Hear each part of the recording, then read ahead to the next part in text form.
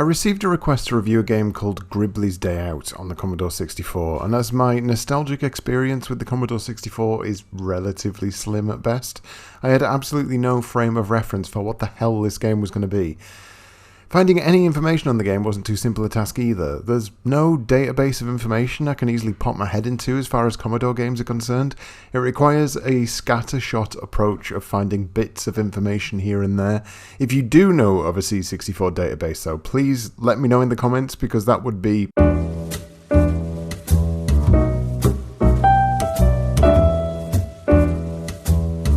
What I did end up discovering is that the game was created in 1985 by Andrew Braybrook, which immediately raised both eyebrows a notch. Andrew was the man behind Paradroid, Fire and Ice, Iridium and Morpheus, and so my hopes for Gribbly's Day Out, whatever it was, were set pretty high from the off. On searching for and failing to find a manual, I settled on simply booting up the TAP file and giving the game a blast, because why the hell not? I'm a big boy, I can handle myself. It took about 20 seconds before I carried on looking for a manual. I came across the story behind the game, first of all, and let me just read this aloud while you admire the terrifying loading screen. Blabgorians possess the gift of psychic ability which allow them to levitate and move items with their mind. As a result, they evolved without hands, a single foot, good for bouncing, and an oversized head, handy for containing large quantities of psychic energy. Gribbly Grobbly is your typical Blabgorian, and is tasked with the safety of the Gribblets. Gribblets are infant Blabgorians. They have an armoured shell to protect them, but when flipped on their backs, they expose their vulnerable belly and are unable to right themselves. They also have an annoying tendency to leave the safety of their home in search of adventure. Unfortunately, Blabgor is not a safe place. There are hordes of beasts roaming the landscape, eagerly searching for vulnerable Gribbets. This taught me nothing. After finding yet another set of vague instructions which gave me a relative idea of what I was supposed to do, as well as spending a few minutes laughing at the phrase, influence Gribbly with a joystick in the rear port, I started the game proper. Now, to say that Gribbly's Day Out has a tight learning curve would be an understatement, because death for the novice comes thick, fast and mean. You play as this green monstrosity with a head that would make Hey Arnold jealous, and it's your job to save your weird children, all of whom look like space invaders with legs, or sad mushrooms. I honestly don't know. Gribbly's Day Out is weird. Just look at it. What is Psy? What is Bank? Why do I fire bubbles? Why do none of the enemies hurt me? Why does it have a clock in the bottom left? Why does nothing hurt me when I bounce? And why does everything hurt me when I fly? So many questions. So many questions. But chill out, relax. It all becomes clear with time, patience, and even more searching on the internet for better instructions. After a few practice games, things started to make a lot more sense, and the thing that you really need to make sense of first is movement. The biggest threat in this game is the landscape that you're traversing, and in order to traverse it, you need to take advantage of two distinct modes of movement. One is bouncing, one is flight. Bouncing begins as soon as you touch a flat surface. Bouncing lets you walk through everything, so long as there's a solid floor beneath you. You'll typically need to land and start bouncing in order to pick up your annoying children. The force of your bounce is determined by how much you push the joystick in any given direction. A light tap will see a short bounce, and holding it down will see you bounce halfway up the screen. This is fine. You're not flying yet, so you're pretty much invincible. That's how life works here on Blabgor. That's how life works here on Blabgor. So, flight. What's the point if it's so dangerous? Well, you won't really get anywhere without it. Holding up on the joystick will see your one-footed freak uses psychic abilities to levitate in the air, and it's at this exact millisecond that damage becomes an issue. I mean, quite literally, if you take off when you're in front of a tree, that's you dead, sunshine. Flight is harsh. There is landscape to avoid, there are barriers to avoid, the inertia throws you all over the place, you bounce off things, it is rock bloody solid. And even when you're coming in for a landing, you need to make absolutely sure that the area you're landing on is free from all hazards, because until you set your arse back on the ground and commence with bouncing, you're in the danger zone. It's this mix of transportation methods that takes the most getting used to in Gribbly. Moving off the edge of a flat platform, for instance, will instantly switch you into flight mode, which means that if you're touching anything at that point, death will be paying you a visit sometime soon. Oh, it's not an insta-kill, not by any means, but man alive, does this game rip your health to shreds when you make a mistake. All that being said, with time and patience, you really start to get a feel for Gribbly's weighty floating. On level 1, which, incidentally, get used to that because you'll probably spend an awful lot of time here, your first steps into navigating this world are trepidatious. You'll carefully nudge your deformed frog protagonists around the landscape as though you were keeping a feather in the air with just your breath. A little this way, a little that way, not too fast, carefully eking out a path through the hazards that lie all around you. By the time you've got level 1 under your belt a couple of times, screw that, you'll be flying around this course, foot to the floor, screeching to a halt at just the right moments, turning on a pin. Gribbly does a fantastic job of punishing you for being a reckless idiot, but also gives you the freedom to enjoy that reckless idiocy when it does go right. It's not often that I've felt this empowered by just the control scheme within a game, but when you get your head into it, and the inertia becomes nothing more than muscle memory, the feeling of nailing a tight gap at high speeds is an absolute joy. The purpose of all of this hair-raising flying and carefully timed bouncing is to collect all of your children and bring them home where you'll store them in a cave, like the good parent you are. To do this, you simply find one. If it's upside down, you stand on them to flip them the right way up, and then you press the joystick button while you've stood over them. You can only carry one button mushroom with a face at a time, and there are 8 to collect in each level.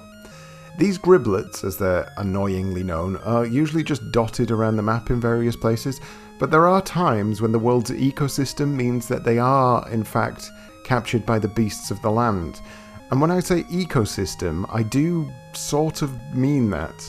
Enemies aren't just enemies in this game, they have a whole damn life cycle to go through before they even turn into enemies. Starting off as seed pods, which float gently down to the ground, they'll land on the topsoil and turn into topsies. These green slinkies will oingo boingo all over the place. These guys will, if they come across a Gribblet, flip it onto its back for a laugh. After roaming around for a while, they'll then turn into a chrysalis. Yes, a chrysalis. This all happens. This game is out there. Chrysalises will stay put for a short while, before eventually hatching into a stomper. Stompers look like armoured versions of the Topsies, and if any of these enemies come across an upturned Gribblet, they'll turn into a flyer, picking the Gribblet up with it and taking flight. It's at this point that you'll need to go and shoot the bugger down with saliva bubbles. Honestly, this game is drugs. Absolute drugs. Imagine sitting there and thinking, my game needs enemies, but I don't just want to put enemies into the game. People would ask where they came from. What I need to do is invent an entire life cycle that happens within the game itself. That will make the most sense. It's crazy that so much thought and design went into this one little aspect of the game. It's not something that other games would do, or even attempt to do. It's not something most developers would have even thought of.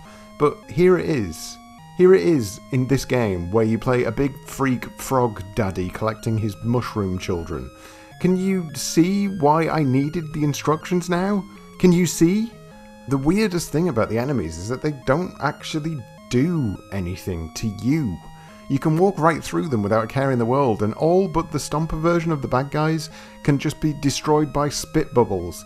They're so pathetically docile, in fact, that half the time you won't even bother shooting them. And it's only when they steal one of your Gribblets that you'll kick yourself for not having kept them in check. But yes, the enemies are largely useless. They don't do a thing to you. Except, of course, there is one. There is one enemy that will. The big black crab. The big black crab is called Sion. The big black crab is terrifying. You know, all those barriers that you have to navigate in order to fly around and find all your children? Those barriers that are an absolute pain in the arse to fly around and typically end up being the main reason for your death? Yet, they're not there to stop you from rescuing your kids. They're not there to keep you out. They're there to keep the big black crab in. And when you get down to 7 of your Gribblets rescued and just 1 remains on the map, the power grid goes out. The power grid goes out every time, and now there's just you, the landscape, 1 child to find, and a big, fast, angry black crab.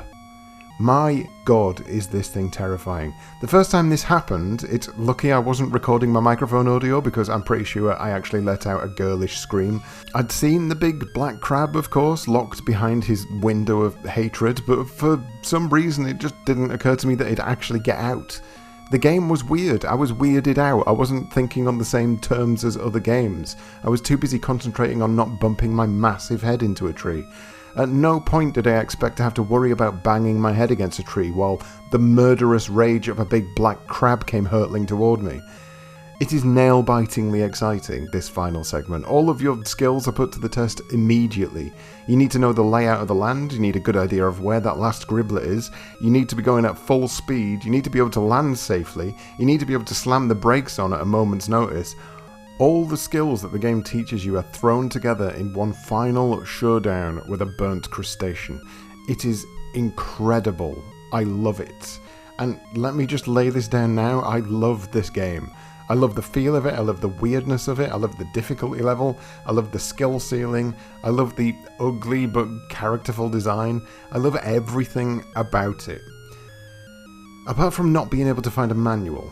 Everything was going absolutely fine until I got to level 2, where I couldn't for the life of me work out how to navigate this damn stage. The barrier walls seemed to block off areas I really needed to get to, and time after time I'd end up dying while trying to squeeze through the tightest of gaps. Until I accidentally switched off one of the barriers. How the hell did I do that? I pressed fire, somewhere, somehow. Did I fire a bubble at it? How the hell did I shoot the bloody thing off? And then I realised, these things in the background that I'd largely been ignoring from the moment I started playing because they weren't a threat and they didn't hurt me in any way, I realised they weren't just background noise. They were switches. Hovering over these things and pressing the fire button switched them on and off.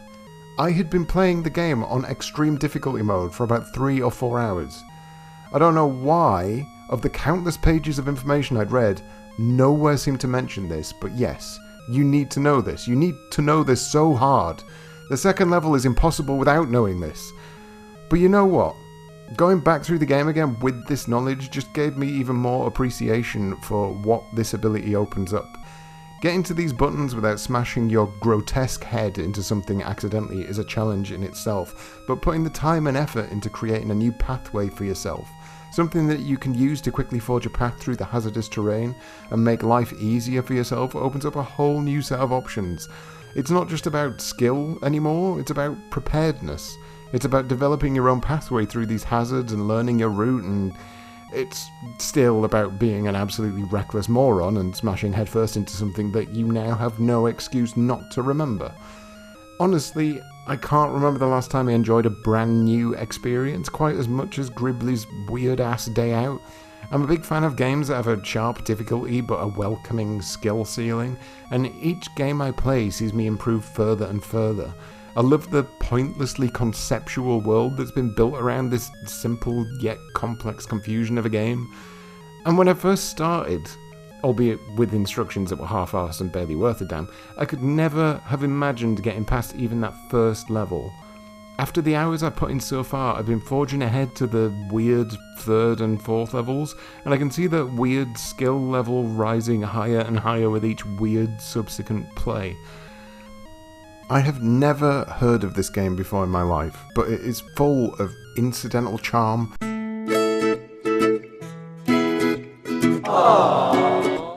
It is wickedly entertaining. It is a must-play for anyone that likes a challenge, and for anyone who dares to face the challenge of